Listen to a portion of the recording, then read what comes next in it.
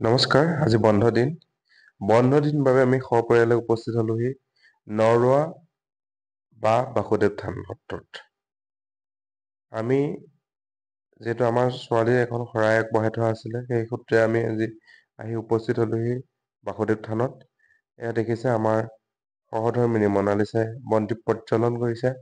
আৰু আটাইতকৈ ভাল লগা পৰিৱেশটো হ'ল যে বন্তি প্ৰজ্বলনৰ যিটো গৃহ, চাওকচোন ইমান ধুনীয়াকে চিষ্টেমেটিক এটা সজাই থৈছে।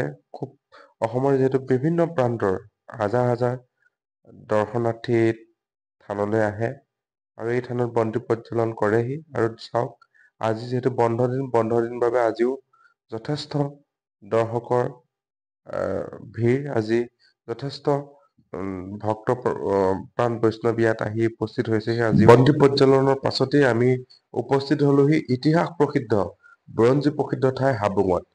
হাবুং 1240 খ্ৰীষ্টাব্দত আহোম ৰজা স্বৰ্গদেউ চুকাফাই এই স্থানতে 3 বছৰ দিন আছিল আৰু পৰৱৰ্তী সময়ত 1253 খ্ৰীষ্টাব্দত চৰাইদেউত তেখেতে ৰাজধানী প্ৰতিষ্ঠা কৰিছিল।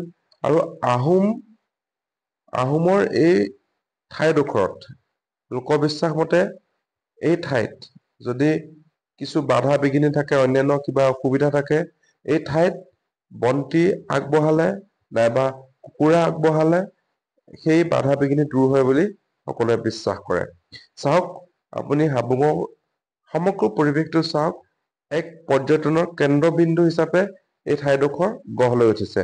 বিশ্বৰ বিভিন্ন প্ৰান্তৰ পৰ্যটক এই ঠাইলৈ আহে আৰু এই ঠাইত আহি এই ঠাই দৰ্শন কৰে। সমান্তৰালভাৱে আজি এই লখিমপুৰ জিলাৰ থকা এই হাবুং অসমৰ পৰ্যটনৰ অন্যতম স্থলী হিচাপে পৰিগণিত হৈছে।